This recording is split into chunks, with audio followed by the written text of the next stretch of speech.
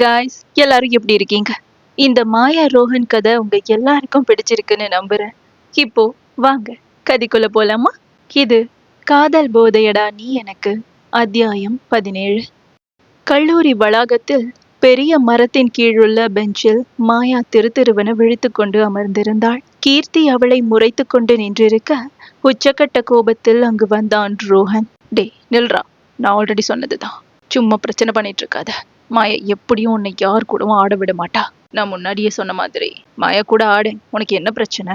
மாயா உன் பார்ட்னரா இருந்தாதான் நல்லா இருக்கும்டா என்று சஞ்சய் பின்னாலே சொல்லிக்கொண்டே வர, அங்கு ரோஹனை கண்ட மாயாவும் எதுவும் தெரியாத குழந்தை போல முகத்தை வைத்திருந்தாள். அவளின் எதிரே வந்து நின்றவன், மாயா குடு என்று காட்டமாக சொல்ல, அவனை வெட்கம் கலந்த பார்வையுடன் பார்த்தவள், அச்சோ என்ன பேபி நீ, எல்லார் முன்னாடியும் விட, எனக்கு ஷையா இருக்காதா என்று சொல்ல, என்ன உளறுகிறாள் இவள் என்று குழம்பி போனவனுக்கு பிறகே அதற்கான அர்த்தம் புரிந்தது. இடியட், என்னடி பேசுற என்று அவன் கத்த, அவளோ காதில் சுட்டு விரலை விட்டு குடைந்து மேலும் அவனை கடுப்பேற்றினாள். இல்ல தெரியாம தான் கேக்குறேன், நீ எல்லாம் ஒரு பொண்ணாடி, ரவுடி ராங்கி. என் காம்படிஷனுக்கு அவளை எனக்கு பார்ட்னரா ஆட சம்மதிக்க வச்சா நீ போய் அவளை மிரட்டிட்டு வந்திருக்க. எதுக்காக இப்பெல்லாம் பண்ணிட்டு இருக்க? நீ பண்றது கொஞ்சம் கூட சரியில்லை, அவளோட போனை கூட என்று ரோஹன் தன்னுடைய கோபத்தை கட்டுப்படுத்தி கொண்டு அவளிடம் கேட்க, அவளோ கூலாக, என்ன நினைச்சிட்டு இருக்கேனா? உன்னைதான் நினைச்சிட்டு இருக்கேன், அது உனக்கு புரியிற வரைக்கும் நான் இப்படிதான் பண்ணுவேன் ரோஹன் என்று சொன்னதில் அவளை அடிப்பது போல் சென்று விட்டான் அவன். டே இரா, பேசி தீர்த்துக்கலாம் என்று பதறியவாறு ரோஹனை பிடித்த சஞ்சய் அவன் காதிற்கருகில் சென்று, மச்சி நமக்கு நேரம் இல்ல, இவ மிரட்டிட்டு வந்த மிரட்டல்ல அந்த பூஜா உன் மூஞ்ச கூட நீ பார்க்க மாட்டா. பேசாம நான் சொல்றது கேளு, மாயாவே உன் பார்ட்னரா ஆட வச்சிடலாம். கொஞ்சம் ஓ ஈகோவெல்லாம் தள்ளி வச்சுட்டு யோசிச்சு பாரு. அவ உன்னை லவ் பண்றா, கண்டிப்பா இதுக்கு அவ சம்மதிப்பா. அப்புறம் இதுல உன்னோட ஃபியூச்சர் இருக்கு ராக்கி. அவ உன்னை லவ் பண்றதால உங்களுக்குள்ள கெமிஸ்ட்ரி ரொம்ப நல்லா ஒர்க் ஆகும். ஐ ஹோப் யூ அண்டர்ஸ்டாண்ட் என்று பொறுமையாக புரிய வைக்க முயன்றான் சஞ்சய். ஏதோ யோசித்த ரோஹன் பல்லை கடித்து கொண்டு சரி என்று தலையாட்ட, மாயாவும் கீர்த்தியும் அவர்கள் குசுகுசுவென பேசியதையே உற்று பார்த்து கொண்டிருந்தனர். பேசி முடித்து மாயாவின் எதிரே வந்த சஞ்சய் ரோஹனை ஓரக்கண்ணால் பார்க்க, அவனோ கண்களாலேயே நீயே சொல் என்று மிரட்டினான். ஒரு பெருமூச்சு விட்டவன், தங்கச்சிமா எனக்காக இல்ல ஒரு ரோஹனுக்காக ஒண்ணு பண்ணுவியா என்று சொல்லி முடிக்கவில்லை.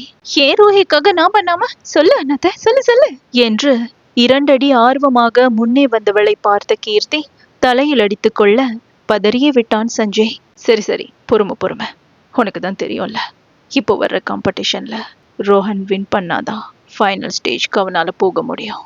அதுல செலக்ட் ஆகுனா அடுத்து அவன் ட்ரீம் வேர்ல்டோட, அதாவது அவனோட கனவான வேர்ல்ட் வைட் நடக்க போற டான்ஸ் போட்டியில அவன் கலந்துக்க முடியும். பட் இப்போ வரப்போற காம்படிஷன்ல ரோஹன் பார்ட்னரோட ஆடணும். அதுவும் அவன் ரெடி பண்ணியிருக்க பெர்ஃபார்மன்ஸ்க்கு ஒரு பொண்ணு தான் பார்ட்னரா இருக்கணும் என்று சஞ்சய் விளங்கப்படுத்தி கொண்டிருக்க, என்னென்ன அவன் கூட உரசி ஓட்டிட்டு ஒருத்தி ஆடுவாளா? என்னால் இதுக்கெல்லாம் அலோவ் பண்ண முடியாது என்று பெரிய மனுஷி தோரணையில் மாயா சொல்லவும், சஞ்சயை தான் முறைத்து வைத்தான் ரோஹன். அவனை கண்களாலேயே சமாதானம் செய்த சஞ்சய், தங்கச்சிமா இங்க பாரு, எங்களுக்கு நீ ஆட விட மாட்டேன்னு தெரியும், அதனால தானே பொறுமையா நீனும் கூட பேசிட்டு இருக்கோம். இப்போ என்ன மேட்டர்னா, ராக்கிக்கு பார்ட்னரா நீ யாரையும் ஆட விட மாட்ட, சோ நீயே ஆடிட என்று சொல்ல, கீர்த்தியோ பக் என்று சிரித்து விட்டாள். வாட் ரியலி என்று விழி விரித்த மாயா ஏதோ யோசித்து, ஆடலாம் அண்ணா என்று இழுக்க, அவளை அழுத்தமாக பார்த்த ரோஹன், ஆடுவ, ஆனா உனக்கு சுட்டு போட்டாலும் ஆட வராது அதானே என்று கேட்கவும், தன்னை அவன் சொல்லாமலே புரிந்து கொண்டான் என்ற தோரணையில் இழுத்து வைத்தாள் அவள். I know how to teach, நான் கத்து தர மாதிரி நீ அங்க ஆடினாலே போதும். அவ்வளோ கஷ்டமான ஸ்டெப்ஸ் எதுவும் நான் பொண்ணுக்கு டிசைன் பண்ணல என்ற ரோஹன் கை நீட்டி கண்களால் அந்த பெஞ்சில் இருந்த பூஜாவின் தொலைபேசியை காட்ட, அதை அவனிடம் கொடுத்தவள், அப்போ என்னை வச்சு ரிஸ்க் எடுக்கலான்னு முடிவு பண்ணிட்டியா என்று கேலியாக கேட்டாள். அது சரி, நீதான் எனக்கு சாய்ஸே கொடுக்கலையே டெவில், எனக்கு வேற வழி என்ன இருக்கு, வந்து ஆடித்தொலை என்று கோபமாக கூறிவிட்டு சஞ்சயை இழுத்து கொண்டு ரோஹன் செல்ல, ஐயோ உன்னால முடியுமா ஜிலேபி? ராக்கி அண்ணாவோட டான்ஸ் பார்த்திருக்கல, அவரு கூட மேட்ச் பண்ணி உன்னால ஆட முடியுமா என்று மிரட்சியாக கேட்டாள் கீர்த்தி. ஆட முடியுமான்னு தெரியல, வில் சி போண்டா. என் ஆளு என் கூட இருக்கும்போது எனக்கு என்ன கவலை இருக்கு? என்னை எப்படியாச்சும் ஆட வச்சிருவான். கேட்டல, அது அவனோட ட்ரீம் ப்ராஜெக்டா. இந்த டான்ஸ் அவனுக்கு ரொம்ப முக்கியம். சோ நான் ஆடுறதும் அவனுக்கு ரொம்ப முக்கியம். இனி நான் யோசிக்க என்ன இருக்கு என்று வெளியில் கெத்தாக சொல்லிக் கொண்டாலும் உள்ளுக்குள் ரோஹனின் கடுகடுத்தனத்தையும் அவனின் ஆட்டத்திற்கான ஸ்டெப்புகளையும் நினைத்து அவளுக்குள் பதற்றமாகத்தான் இருந்தது. இப்படியே அந்த நாள் முடிய அடுத்த நாள் கல்லூரி மண்டபத்தில், ஐயோ ரோஹி, எனக்கு பயமா இருக்கு, கிறுக்கு பயலே, எனக்கு கீழே விடுடா என்று மாயா கத்த அவளை தலைக்கு மேல் தூக்கி பிடித்திருந்த ரோஹன் அவளை தரையில் நிறுத்தி, என்ன இதுக்கே பயந்த எப்படி என்று நக்கலாக கேட்டான். அவன் கேட்ட தோரணையில் உதட்டை பிதுக்கியவள், எனக்கு பயமா இருக்கு, என்னால முடியல ரூஹி என்று ஒரு மாதிரி நடுங்கியபடி மாயா சொல்ல, ஓ அப்படியா, அப்ப ஓகே, நான் வேற பார்ட்னர் ரெடி பண்ணிக்கிறேன் என்று ரோஹன் அசால்ட்டாக சொல்லியதில் அவனை முறைத்து பார்த்தாள் மாயா. எப்படான்னு இருப்பல்ல, நான் ரெடி, வா ஆடலாம் என்று அவள் விரைப்பாக சொல்லவும் ரோஹனும் அவளை வேகமாய் நெருங்க, கடவுளே என்று கண்களை இறுக மூடிக்கொண்டாள் மாயா. அவள் முன் சொடக்கிட்டவன் அவள் கண்ணை திறந்து பார்த்ததும், மாயா நான் சொல்றத கவனமா கேளு. டான்ஸ் அது எல்லாருக்குள்ளேயும் இருக்கு, உனக்கு முடியாதுன்னு இல்லை, உனக்கு தெரியாது, அவ்வளவுதான். பழகுனா உன்னாலையும் ஆட முடியும். டான்ஸ்ல ஃபேஸ் எக்ஸ்பிரஷன் ரொம்ப முக்கியம், அது இல்லைன்னா அந்த டான்ஸ்க்கே அழகில்லை. அண்ட் நம்ம பார்ட்னரை நாம முழுசா நம்பணும், அப்போதான் கம்ஃபர்டபுளா ஆட முடியும். ரிலாக்ஸ் மாயா, நான் உன்னை நம்புறேன், டு யூ ட்ரஸ்ட் மீ என்று அவள் கண்களோடு கண்களை கலக்க விட்டவாறு அவன் கேட்க, அவள் தலை தானாகவே ஆம் என்று ஆடியது. புன்னகைத்தவன் அவள் இடையை பிடித்து இழுத்து அவளை கைகளில் ஏந்தி கொள்ள, மாயாவின் கண்களோ தன்னவனின் விழிகளை விட்டு நகரவே இல்லை. அவனுக்கும் அதுவே போதுமாயிருக்க, அடுத்த கொஞ்ச நாட்கள் அவளுக்கு கற்றுக் கொடுக்க ரோஹன் சிரமப்பட்டான் என்று சொல்வதை விட அவன் சொல்லித்தரும் நடனத்தை ஆட மாயாவுக்குத்தான் முதுகெலும்பே நொறுங்கிவிட்டது எனலாம். இதில் ஒவ்வொரு நாளும் ஆடிவிட்டு இரவில் கால் வலியில் முணங்குபவளை கீர்த்தியே அக்கறையாக கால் பிடித்துவிட்டு கவனித்துக் கொள்ள, 2 நிமிடங்கள் ஆடிவிட்டு களைத்து அமரும் நம் நாயகியோ சஞ்சயிடம் ஜூஸ் சிப்ஸ் என்று வாங்கி கேட்டே அவனையும் ஒரு வழிப்படுத்தி எடுத்து விட்டாள். இவ்வாறு நாட்கள் கொஞ்சம் கொஞ்சமாக நகர்ந்து கொண்டிருக்க, போட்டிக்கான அந்த நாளும் வந்தது. தனக்கான ஒப்பனை அறையில் அந்த ஆளுயர கண்ணாடி முன் சிவப்பு நிற ஃப்ராக் அணிந்த அடர்ந்த கூந்தலை கேர்லிங் செய்து விரித்துவிட்டு தேவதை என நின்றிருந்த மாயா ஒரு தரம் தன்னை பார்த்து திருப்திப்பட்டு கொண்டு கீர்த்தியின் புறம் திரும்பி கண்களாலேயே எவ்வாறு இருக்கிறேன் என்று கேட்க, அவளோ வாயை பிளந்து தன் நண்பியை பார்த்தாள். மாயாவை நெட்டி முறித்தவள், ஹே ஜிலேபி, ரொம்ப அழகா இருக்கடி, அப்படியே வெளிநாட்டு மாடல் மாதிரியே.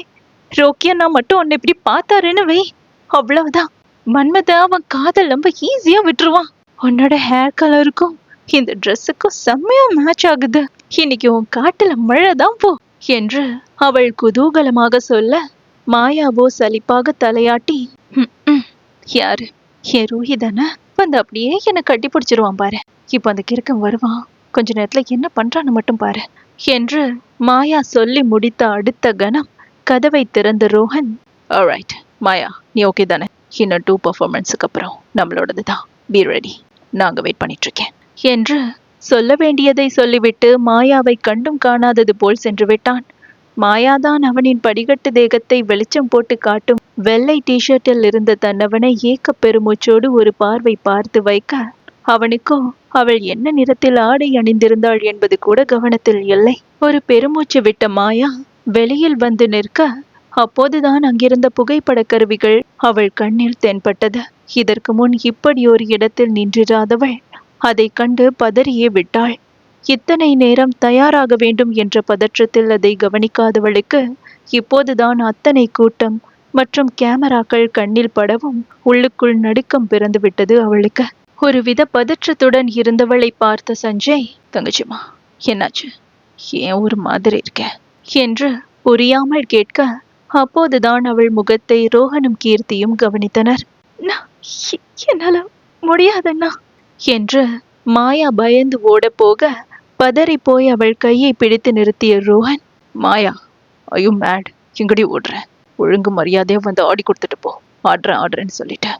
என் ஃபியூச்சரை ஸ்பாயில் பண்ண பாக்குறியா என்று உச்சக்கட்ட கோபத்தில் பற்களை கடித்து கொண்டு கேட்டான் ரோஹன்.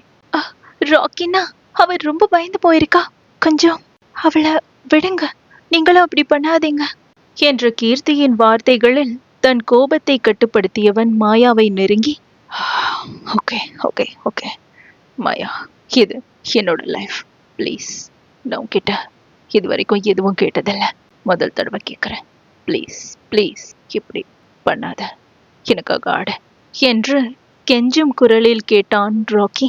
தன்னவனை தானே கெஞ்ச விட்டதில் உள்ளுக்குள் தன்னைத்தானே கடிந்த மாயா எதுவும் பேசாது அமைதியாக இருக்க ரோஹனுக்கு அப்போதுதான் அப்பாடா என்றிருந்தது. இவர்களுக்கான முறையும் வர மேடைக்கு வந்த ரோஹன் மாயாவின் கைகளில் நடுக்கத்தை உணர்ந்து அவள் கையை அழுத்தி பிடிக்க, அன்று முதல் நாள் ரோஹனின் கண்களை பார்த்து பயம் தொலைந்து போனது போல் இன்றும் அவன் கண்களை நோக்கியவளுக்கு உடல் நடுக்கம் குறைந்து பதற்றமும் கொஞ்சம் கொஞ்சமாக குறைய ஆரம்பித்தது. மெல்லிய இசை ஆரம்பமாக அவளை தன்னை நோக்கி இழுத்தவன் அவளுடன் நாட ஆரம்பிக்க, மாயாவோ மொத்த காதலையும் கண்களில் தேக்கி அவன் சொல்லித் தந்தது போலவே நளினமாக ஆட ஆரம்பித்தாள். முதலில் அவள் மேல் கோபம் இருந்தாலும் போக போக அவள் கண்களில் தெரிந்த காதலில் கட்டுண்ட ரோஹன் தன்னை மறந்து இசையில் லயித்து அவளுடன் மேலும் நெருங்கி ஆடினான். அவர்களின் நடனத்தின் அசைவுகள் பார்ப்பவர்களின் இதழ்களை வாவ் என்று முணுமுணுக்க வைக்க, இருவரின் கண்களிலும் முகத்திலும் தோன்றிய உணர்வுகள் பார்ப்போர் அத்தனை பேரையும் கவர்ந்தது. இருவரும் ஆடி முடித்த அடுத்த நொடி சுற்றியிருந்த மொத்த பேருமே கரகோஷம் எழுப்ப, அந்த சத்தம் கூட காதில் கேட்காது தன்னவனையே பார்த்து கொண்டிருந்தாள் மாயா. அவளிடமிருந்து விலகியவன் தேங்க்ஸ் என்று சொல்ல, ஒற்றை கண்ணை சிமிட்டி புன்னகைத்தவள் கைத்தட்டல்கள் வந்த திசையை நோக்கினாள். அங்கு கூட்டத்தில் மறைந்திருந்த ஒருவன் அவள் கண்களுக்குள் சிக்க, மாயாவின் புருவங்களோ யோசனையில் சுருங்கியது.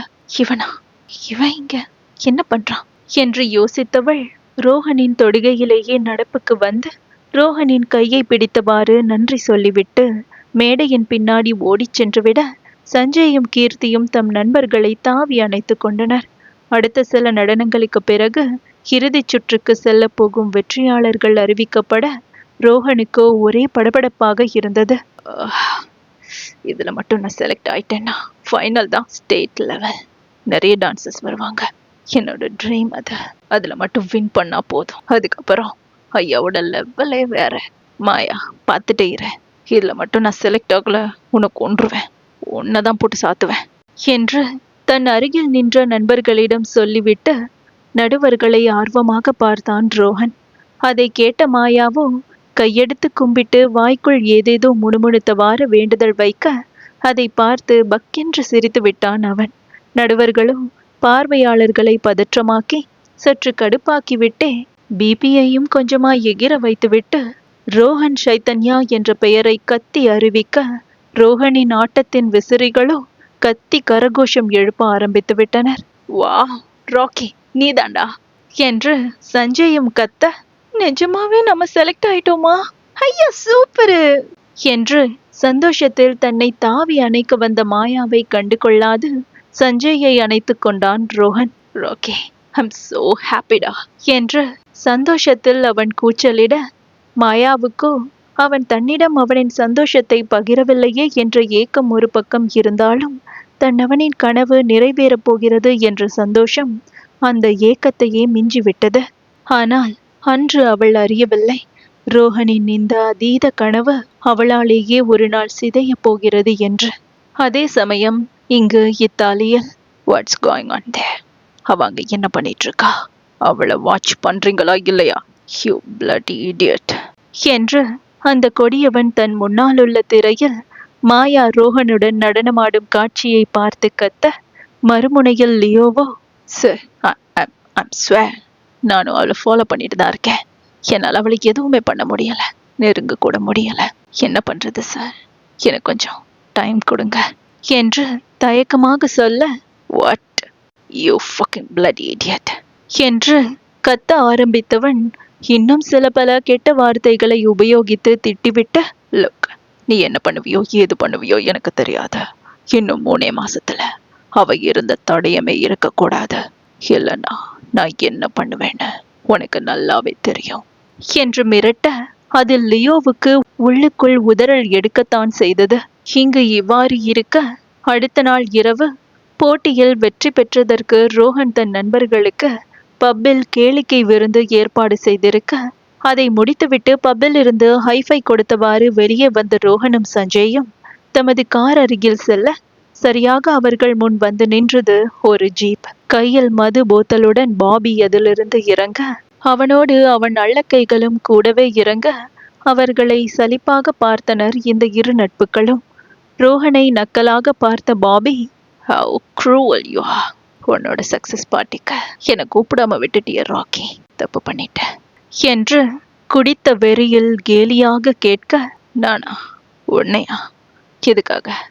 என் சக்சஸ் உனக்கு நிஜமாவே ஹாப்பியா இருக்கா, இல்ல உன் பொறாமைய மறைக்கிறதுக்காக முகமூடி போட்டுட்டு வந்திருக்கியா என்று பதிலுக்கு அவனை வாரினான் ரோஹன். அவனை முறைத்து பார்த்த பாபி, பொறாமையா? What rubbish you are talking about? ஆமா, என் பேபி தானே உனக்கு ஜோடியா இருந்தா எனக்கு நிஜமாவே லைட்டா பொறாமையா தான் இருக்கு ரோக்கி. ஏன்னா நானும் அவளை நெருங்க எவ்வளோ ட்ரை பண்றேன். ஆனா பட் யூ, வெல், எப்படி இருந்துச்சு எக்ஸ்பீரியன்ஸ்? ரொம்ப பக்கத்துல இருந்த போல என்று விஷமமாக கேட்க, ரோஹனுக்கோ தாடைகள் இறுகி கண்கள் சிவக்க, அவனை அடிக்க ஒரு அடி முன்னே வைக்க, அதற்குள் பாய்ந்து பாபியின் சட்டையை பிடித்திருந்தான் சஞ்சய். How dare you! மாயாவை நீ எப்படி அப்படிலாம் சொல்லலாம்? உன்னை கொல்லாம விட மாட்டேன்டா என்று கத்தியவாறு சஞ்சய் பாபியை அடிக்க, பாபியும் இதற்கு முன் இருந்த பகையெல்லாம் சேர்த்து வைத்து அடிக்க, ரோஹன் தான் திகைத்து விட்டான். அடுத்த நொடியே இருவரையும் அவன் பிரிக்க முயல, ரோஹனை தள்ளிவிட்ட பாபி, ராக்கி தள்ளியிற, இவன்கிட்ட எனக்கு முடிக்க வேண்டிய கணக்கு பாக்கி இருக்க. I can't tolerate. இன்னைக்கு என் கணக்கு நான் தீத்தே தீருவேன், தள்ளிப்போடா என்று கத்தியவாறு சஞ்சயை ஓங்கி குத்த, என்னடா உனக்கு மட்டும் இல்ல எனக்கும் இருக்க, இன்னைக்கு உனக்கு முடிவு கட்டாம விட மாட்டேன்டா துரோகி என்று சஞ்சயும் பதிலுக்கு அடித்தான். ஆனால் இருவருக்குமான சண்டை போகும் திசை எங்கு என்று நன்றாகவே புரிந்தது ரோஹனுக்கு.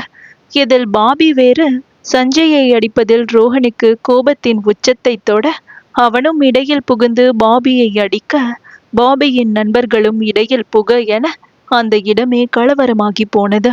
சுற்றியிருந்தவர்களோ இவர்களை பிரித்து சமாதானப்படுத்த முயல, கோபத்தில் காரில் ஏறிய ரோஹன் சஞ்சய் ஏறிய அடுத்த நொடி கண்கள் சிவக்க வண்டியை மின்னல் வேகத்தில் அங்கிருந்து பறக்க விட்டான். எப்போதும் ரோஹனை கட்டுப்படுத்தும் சஞ்சய் கூட சற்று முன் நடந்த கலவரத்தில் நெற்றியை நீவி விட்டவாறு கோபமாக கண்களை மூடி அமர்ந்திருக்க, திடீரென ஓ ஷிட் என்ற ரோஹனின் கத்தலிலேயே கண்ணை திறந்து பார்த்தான்.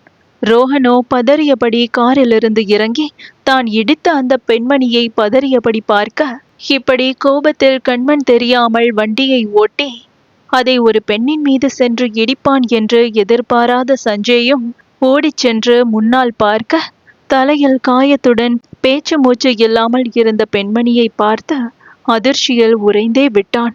நல்ல காரியத்திற்காக பார்ட்டி கொடுத்துவிட்டு இப்பொழுது ஆக்சிடென்ட் வரை சென்று நிறுத்திவிட்டான் ரோஹன். இனிமேல் அவனின் வாழ்க்கையில் என்னவெல்லாம் நடக்கப் போகிறது? மாயாவை நண்பன் எனும் பெயரில் ஒருவன் தொடர்ந்து கொண்டிருக்கிறான். அவனுக்கு ஒருவன் வேலை வேறு கொடுத்திருக்கிறான். இவர்கள் எதற்காக அவளை துரத்தி கொண்டிருக்கிறார்கள்? விடைகள் இனி வரும் அத்தியாயங்களில் புதைந்து கிடக்கின்றன. அது தெரிய வேண்டுமென்றால் காத்திருக்கலாம் அடுத்த அத்தியாயத்திற்காக.